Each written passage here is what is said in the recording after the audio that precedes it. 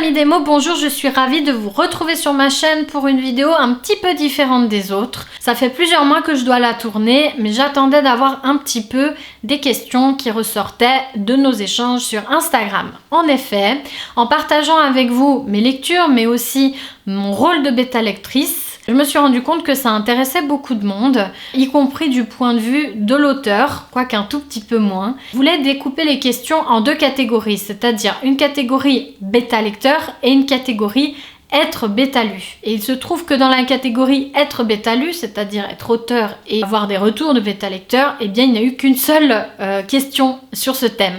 Donc si cette question-là vous intéresse, n'hésitez pas à m'en poser aussi en commentaire pour qu'on puisse échanger sur le sujet, que je refasse éventuellement une deuxième vidéo que j'intitulerai numéro 2. En attendant, j'ai fait une liste de toutes les questions, il y en a eu quand même pas mal. J'essaierai de ne pas écorcher les pseudos, je m'excuse d'avance si c'est le cas. Avant de commencer quand même, je voulais vous faire une petite définition puisque tout le monde n'est pas au courant de ce qu'est un bêta lecteur. Il y a aussi des questions sur l'alpha lecture. Alpha, bêta, ça vient du grec, je ne vais pas vous refaire tout l'historique. Par contre, c'est très difficile de trouver une définition stricte du bêta lecteur ou de l'alpha lecteur, mais quoi qu'il en soit, ma définition de l'alpha lecture, on en entend beaucoup moins parler de cette lecture là, c'est les avis que je recherche par exemple sur Scribd. Je mets mes romans systématiquement sur la plateforme Scribd, qui est une plateforme participative où on peut lire et commenter et corriger des éventuelles coquilles dans les écrits des autres. Pour moi, l'alpha lecteur, ça va être cette personne qui va découvrir le roman au fur et à mesure. Roman, nouvelle, enfin, le projet quoi. C'est-à-dire que chapitre après chapitre, il ou elle va découvrir le récit et donc va s'instaurer une différence avec la bêta lecture. Le bêta lecteur ou la bêta lectrice aura le livre entre les mains ou le projet et pourra le lire d'une traite s'il le souhaite ou en plusieurs fois s'il le souhaite. Là, en termes d'alpha lecture, il n'y a pas cette possibilité, c'est-à-dire que l'alpha lecteur va suivre à coup de 1 chapitre, 2 chapitres, 3 chapitres, mais quoi qu'il en soit, au fur et à mesure, la lecture du projet. Je commence donc avec la première question qui est juste en lien avec être bêta lu. Luna Photo 08 m'a posé la question de comment trouver des bêta lecteurs. Alors, il n'y a pas de façon universelle de bêta lire ou de trouver des bêta lecteurs. Moi, je parle de mon vécu à moi. Donc, je choisis des personnes, donc je ne vais pas chercher des personnes qui sont en lien avec la lecture ou l'écriture, et qui ne sont pas trop proches de moi d'une manière générale. Il y a quelques exceptions évidemment, mais c'est-à-dire qu'une personne proche de l'écriture, même si elle est proche de moi, va pouvoir me dire d'une façon un peu plus objective qu'est-ce qui ne colle pas ou s'il y a des coquilles parce qu'elle sera plus habituée à travailler l'écrit. Si je prends par exemple ma mère, je sais que bon, déjà elle va prendre des plombes à lire ce que je vais lui présenter, mais surtout son retour ne sera pas objectif puisque c'est ma mère. Ça sera pareil avec d'autres personnes qui n'ont pas l'habitude de lire, qui n'ont pas l'habitude d'écrire ou qui au contraire sont du coup trop proches de moi et sont en totale admiration face à ce que je fais, alors que à la fois il n'y a rien d'exceptionnel et à la fois c'est pas ce que je recherche. Moi je vais chercher des personnes qui vont vraiment m'apporter des avis et des arguments pertinents et qui me permettront à la fin d'améliorer mon récit.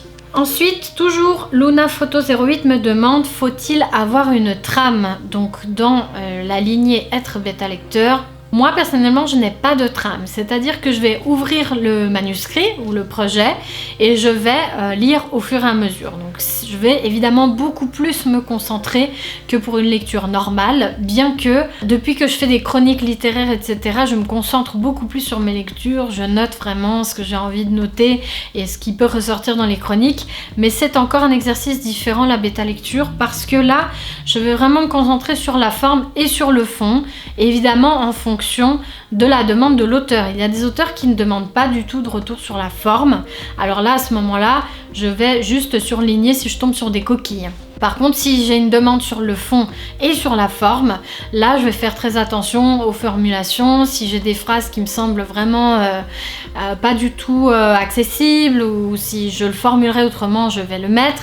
En général, j'utilise du coup plutôt la version informatique et je vais surligner les passages qui posent souci et je vais mettre mes impressions au fur et à mesure de ma lecture, en fonction de mon ressenti et en fonction aussi de la pertinence de certaines remarques. Ensuite, on a, désolée pour la prononciation, Mensiria qui me demande qu'est-ce qu'une bonne bêta lecture. Alors pour moi, justement, une bonne bêta lecture, c'est quelqu'un qui peut me sortir en 2-3 mots qu'est-ce qui cloche dans le récit. C'est une bêta lecture sincère, mais évidemment, donc c'est-à-dire sincère mais objective. Donc on va dire que le bêta lecteur c'est quand même quelqu'un, ou l'alpha lecteur, hein, ça reste un lecteur. On n'est pas dans le domaine professionnel, on n'est pas dans il faut écrire ça comme ça. Pour moi ça c'est pas une bonne bêta lecture. On est plutôt dans le j'ai ressenti les choses de cette façon. On reste dans l'avis du lecteur, mais l'avis du lecteur constructif. En soi, pour moi c'est ça, c'est-à-dire avoir suffisamment d'éléments dans l'avis du bêta lecteur pour pouvoir améliorer le récit. Mensiria me demande aussi, est-ce que l'orthographe est un autre rôle? Alors pour moi, ça dépend de quelle orthographe tu parles en fait. Ça dépend vraiment aussi de ce que demande l'auteur. Si l'auteur demande une correction professionnelle du manuscrit, pour moi, en tant que bêta lectrice, ce n'est pas mon rôle. Déjà parce que je ne suis pas hyper incollable en orthographe, je ne suis pas correctrice professionnelle. Et pour moi, effectivement, c'est un job à part entière de corriger entièrement un roman, formulation, orthographe, etc. Donc moi, personnellement, je le fais sur la forme et le fond, mais je précise toujours à l'auteur que je ne suis pas du tout une professionnelle et qu'il faut qu'il fasse relire par une correctrice professionnelle ou un correcteur professionnel s'il veut que son roman soit tip top quoi. Parce que moi je vais passer à côté des choses, parce que mon job c'est surtout sur le fond, est-ce qu'il y a des problèmes de cohérence, est-ce qu'il y a des problèmes de narration, mais l'orthographe pour moi oui, alors du coup c'est un autre rôle si on veut une correction orthographique poussée, sinon ça peut aussi faire partie de l'ensemble, mais alors on parlera pas de correction à proprement parler, mais de retouche ou de suggestion. Ensuite j'ai Amélie Adélaïde Antoine qui me demande est-ce que tu préfères être une alpha ou une bêta lectrice?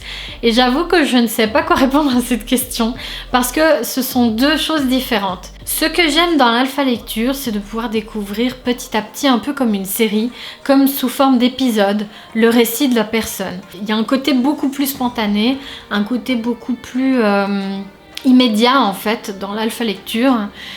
Et puis cette attente aussi d'avoir le prochain chapitre, le prochain déroulé de l'histoire. Donc ça c'est ce que j'apprécie dans l'alpha lecture. Et dans la bêta lecture, eh bien j'adore avoir l'œuvre en entier, avoir en même temps cette possibilité de passer d'un chapitre à l'autre, de revenir sur un chapitre s'il y a des choses qui sont pas cohérentes ou des choses qui sont à corriger ou des choses qu'on n'a pas compris. L'idée d'avoir l'ouvrage en entier, j'aime vraiment beaucoup. Donc je sais pas. Je crois que j'ai pas vraiment de préférence parce que pour moi c'est deux temporalités différentes, c'est pas deux jobs différents mais deux activités ou deux manières de faire assez différentes.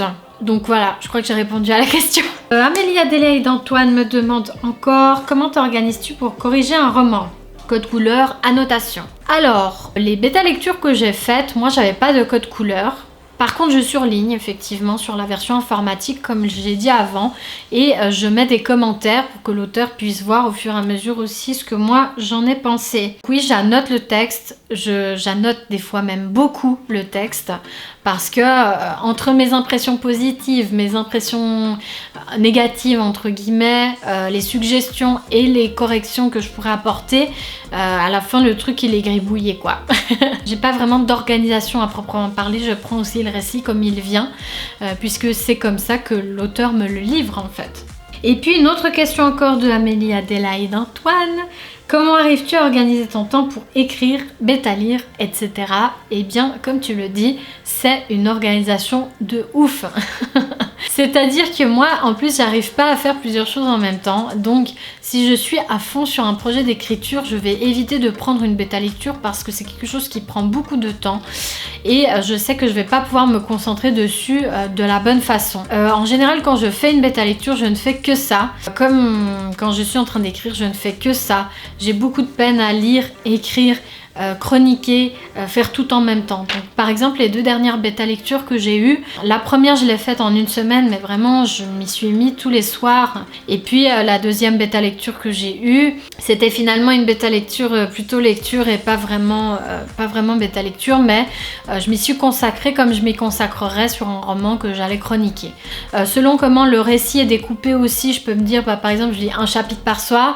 Ça dépend aussi beaucoup de ce que l'auteur veut comme retour et de la temporalité à laquelle il veut son retour en fait, enfin mon retour. Donc voilà, je n'ai pas vraiment d'organisation à proprement parler, pourtant je suis quelqu'un de très organisé, mais c'est vrai que pour la lecture d'une manière générale je suis plutôt spontanée et je prends les choses comme elles viennent. J'ai oublié une question de Mensiria qui me demande: trouves-tu plus efficace de faire une lecture par thématique, grammaire, orthographe, cohérence, ou que chaque lecture comprenne tout ce qu'on trouve à dire? Alors c'est une question intéressante, ça rejoint un petit peu celle d'avant en termes d'organisation. Je dois dire qu'en fait moi j'ai fait plutôt des bêta lectures où les auteurs voulaient et la correction de fond et la correction de forme. Donc en termes d'efficacité, je sais pas trop parce que j'ai jamais eu un auteur qui est venu vers moi et qui m'a dit j'aimerais que tu me corriges mon roman. Et puis jamais eu non plus un auteur qui m'a dit dis-moi juste sur le fond. Je ne suis pas plus efficace et je me concentre que sur l'un ou que sur l'autre. C'est comme quand moi je corrige mes propres romans. J'arrive pas, il y a des auteurs qui séparent, qui font 5 étapes de correction et qui font une première correction que pour l'orthographe, la grammaire et tout ça, et une autre étape de correction pour le fond, les incohérences, les chapitres, les éléments, etc. Moi j'arrive pas à faire ça, je suis obligée de tout faire en même temps, ça vient comme ça vient, c'est comme je disais avant pour la lecture. Donc je crois que je suis relativement efficace quand je m'occupe de tout en même temps. Après évidemment si l'auteur, comme je l'ai dit avant, me demande plus spécifiquement de me concentrer sur la forme, eh bien je vais faire plus attention à ça. Mais le fond va avec en fait, j'ai pas de problème de concentration pour faire les deux en fait. Et ensuite j'ai ma chère Laetitia Dupont qui me demande combien de bêta lectures je réalise par mois. J'ai tellement ri quand j'ai lu cette question, parce qu'elle est chou comme tout. J'adorerais pouvoir dire je fais tant de bêta lecture par mois. Malheureusement, c'est un exercice qui prend extrêmement beaucoup de temps. Et je n'ai pas la prétention de pouvoir dire j'ai fait 10 000 bêta lectures jusqu'à maintenant. Concrètement, j'ai bêta lu 4 romans aujourd'hui, donc c'est quand même pas énorme. J'adorerais pouvoir dire je réalise 1, 2, 3 par mois, sauf que non. Mais par contre, c'est vrai que si ça venait à intégrer un peu plus mon activité par la suite, qu'éventuellement je me faisais, je sais pas, rémunérer pour ça, parce que ça peut se faire rémunérer une bêta lecture, et bien je pense que selon après mes activités à moi, mes écritures et mes lectures, je n'en prendrais pas plus que 2 par mois parce que c'est quand même un exercice très contraignant, il faut quand même suivre. Je sais que quand j'écris, j'aime bien aussi suivre certains récits en même temps, en parallèle sur Scribet. J'ai fait des magnifiques découvertes d'ailleurs. J'aime bien aussi aller lire, annoter pour rendre un petit peu ce qu'on me donne en termes de correction sur Scribet, mais voilà, j'arriverai pas à quantifier. Pour l'instant c'est pas une activité qui me prend beaucoup de temps parce que je ne prends pas non plus le temps, je ne vais pas chercher, je ne propose pas mes services non plus en tant que bêta lectrice, tout simplement parce que je suis obnubilée par mes projets d'écriture et mes autres lectures et mes chroniques. Et puis Laetitia Dupont me demande aussi qu'est-ce qu'elle t'apporte pour ton écriture personnelle? Eh bien, elle m'apporte beaucoup. Elle m'apporte énormément, surtout en termes de ce qu'il faut faire et pas faire. Parce que on dit tout le temps, et je crois que j'essaie de coller à cette philosophie, on dit tout le temps qu'il faut, quand on parle d'écrire, il faut écrire ce qu'on aimerait lire. Et du coup, avec la bêta lecture, ça me permet de voir concrètement ce que je n'aimerais pas trouver dans un bouquin. Alors, c'est un peu horrible à dire pour l'auteur que je bêta lis, mais en même temps, ça me permet de m'améliorer, de me dire, de m'inspirer en fait aussi des corrections que j'aurais envie de me faire à moi si j'écrivais comme ça. Et puis, de me poser aussi dans l'autre sens, c'est-à-dire en tant que bêta lectrice, de me mettre à la place de l'auteur et de me dire, en fait, si j'étais l'auteur de ce bouquin, quel retour j'aimerais recevoir, de quelle façon et pourquoi. Du coup, ça m'apporte vraiment en fait cette double casquette, je l'aime vraiment beaucoup parce que ça me permet effectivement de m'améliorer pour mon écriture à moi, découvrir un peu des genres différents, des méthodes différentes, des narrations différentes aussi, des équilibres entre description et dialogue, des choses comme ça. Et ça m'inspire, ça m'inspire évidemment beaucoup. Et en même temps, ça me fait pratiquer, ça me fait corriger, ça me fait... Voilà, ça m'apporte, c'est du donnant-donnant en fait. C'est ça que j'adore dans la bêta lecture, c'est que c'est un partage. Que ce soit du point de vue de l'auteur qui est bêta lu, ou que ce soit du côté bêta lecteur, pour l'auteur d'avoir un avis aussi de l'auteur sur le retour que nous on lui a fait, de quelle façon ça l'aide à améliorer son récit et de participer aussi à quelque chose, à une amélioration, à quelque chose de très... au final de très personnel quoi. Voilà, c'est toutes les questions que j'avais eues sur le thème de la bêta lecture. Si elles vous ont intéressé, n'hésitez pas à me le dire. Si elles ne vous ont pas intéressé, bien dites-le aussi, c'est toujours utile, tout comme la bêta lecture ou l'alpha lecture. Et si vous avez des questions aussi sur le fait d'être bêta lu, ami auteur, je laisse libre cours à votre imagination et j'espère pouvoir échanger avec vous sur cette thématique qui me tient particulièrement à cœur. Je vous souhaite du coup tout de bon, de belles lectures, de belles bêta lectures, de bons retours de bêta lecture aussi. Et je vous dis à bientôt et surtout à bientôt entre nos lignes. Ciao!